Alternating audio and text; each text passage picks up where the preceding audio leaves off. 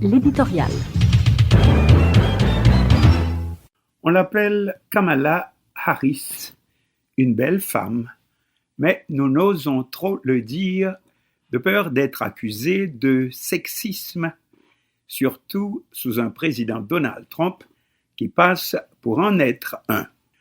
La femme que le candidat démocrate à la présidentielle du 3 novembre 2020, Joe Biden, a choisie comme colistière, c'est-à-dire pour être à ses côtés comme candidat à la vice-présidence, est une sénatrice noire de 55 ans, représentant depuis 2017 au Congrès de Washington l'État de Californie, où elle a pris naissance le 20 octobre 1964, et ancienne procureure, c'est-à-dire accusatrice publique.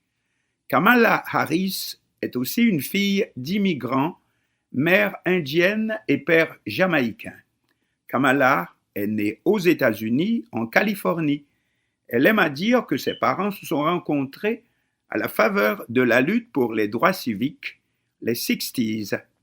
Kamala Harris est ce qu'on appelle un premier de classe, procureur général de Californie et première femme, mais aussi première personne de race noire à diriger les services judiciaires de l'État américain le plus peuplé et deuxième sénateur noir au Congrès.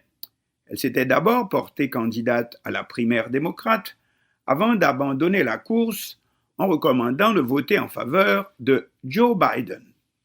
Elle est proche de ce dernier pour avoir travaillé avec son fils défunt et cher au cœur de son papa, Beau Biden, mort il n'y a pas si longtemps d'un cancer. Kamala a fait des études de droit à l'université Hastings de Californie avec une spécialisation à Howard, l'université de Washington, D.C., par où sont passés également plusieurs compatriotes haïtiens. Depuis sa désignation comme candidate à la vice-présidence aux côtés du démocrate Joe Biden le 12 août dernier, cette dame, bien de sa personne, empêche le président Donald Trump de dormir tranquille. En tout cas, se référant aux attitudes antérieures de ce dernier, c'est comme si la presse avait les épithètes toutes trouvées à mettre dans sa bouche concernant la nouvelle étoile du Parti démocrate. Accusé de sexisme, Trump répond qu'il n'a aucun problème avec aucune femme de caractère, strong woman, noire ou pas, mais cela ne l'empêche de traiter immédiatement Kamala Harris de nasty, traduisez dégueulasse ou en créole salope, et en même temps aussi de suburban housewife, c'est-à-dire une bourgeoise qui vit loin des problèmes réels, mais pour ajouter l'instant d'après, mad woman ou méchante. La sénateur Kamala Harris, procureure investigatrice de profession, avait été l'interrogatrice la plus virulente lors de l'audition du candidat à la fonction de juge à la Cour suprême recommandé par l'administration Trump, Brett Kavanaugh, en juillet 2018, et qui devait se défendre contre des accusations d'abus sexuels, accusations finalement rejetées. Mais c'est 2 jours plus tard que sortira l'arme de choc, prétextant que Kamala Harris n'est pas née aux États-Unis. En vertu de la législation américaine, une personne qui n'est pas née sur le territoire des États-Unis peut exercer toute fonction gouvernementale, sauf celle de président du pays ou de vice-président, puisque ce dernier remplace automatiquement le président si celui-ci disparaît. Donc, si Biden, 77 ans, est élu en novembre prochain, la vice-présidente Kamala Harris deviendrait, en cas d'un accident rendant le président incapable d'assumer ses fonctions, incapacitated, comme on dit, eh bien, Kamala serait automatiquement sa remplaçante. Bien entendu, la rumeur n'est pas lancée directement par la Maison-Blanche.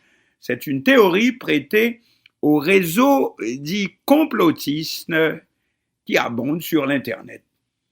Mais voici la réponse du président Trump.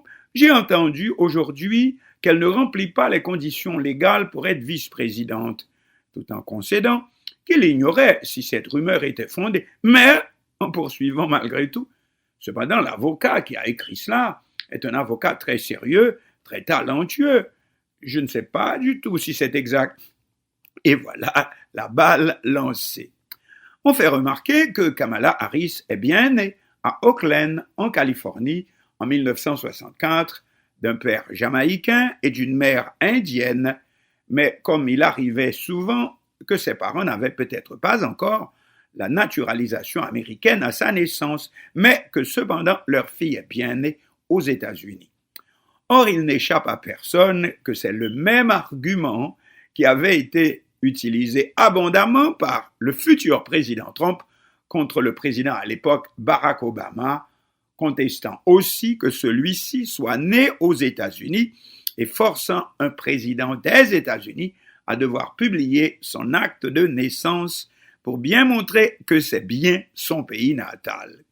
Ce qui fait dire à la mairesse noire d'Atlanta, Georgia, Keisha Lance Bottoms, interviewée par MSNBC, que pour Donald Trump, seuls les Blancs qui sont légitimes aux États-Unis et autorisés à être élus. Et d'ailleurs, sans aucune gêne à ce sujet, voici le président qui annonce le mercredi 12 août 2020 que le gouvernement américain envisage de mettre fin au droit du sol, ius soli, pour les enfants américains, mais nés de parents non américains ou de parents ayant immigré illégalement aux États-Unis. Fin de citation. Ce n'est là que la première passe d'armes directe entre les camps républicains Donald Trump, Mike Pence, vice-président, et démocrate Joe Biden, Kamala Harris. Les sondages continuent d'être favorables pour le camp démocrate. Cela à cause principalement des ravages que la COVID-19 continue de faire aux États-Unis, plus qu'ailleurs, 168 000 morts à date vendredi, et qu'il n'y a pour le moment aucune solution en vue pour serait-ce en ralentir les ravages. Toujours est-il que, par-dessus tout ça, le choix de la sénateur Kamala Harris par l'ex-vice-président de Barack Obama, Joe Biden, si l'on peut dire, s'inscrit déjà dans les livres d'histoire. Car c'est faire en effet d'une pierre au moins 3 coups. Kamala Harris, la première noire candidate à la vice-présidence des États-Unis, mais aussi la première femme à briguer ce poste. Oui, il y a eu Hillary Clinton, mais qui était la première femme candidate à la présidence. Mais comme dit notre créole, avec encore un dit plus, quelque chose de plus, oui, Kamala Harris est aussi le premier enfant né d'immigrants à se porter candidat à cette fonction quasi suprême. Et pour finir, une personne bien bâtie, bien faite, au physique, comme par la personnalité et la compétence. Et donc là, une promesse pour l'Amérique post-Covid qui pourrait s'appeler l'unité dans la diversité. Certains diraient même une sorte de révolution tranquille. Depuis l'affaire George Floyd, ce noir américain qui a été tué en pleine rue et de la façon que vous savez par un policier blanc. Et puis voilà, la convention du Parti démocrate s'est ouverte hier lundi, mais en circuit fermé à cause bien sûr de l'épidémie de coronavirus. Affaire à suivre.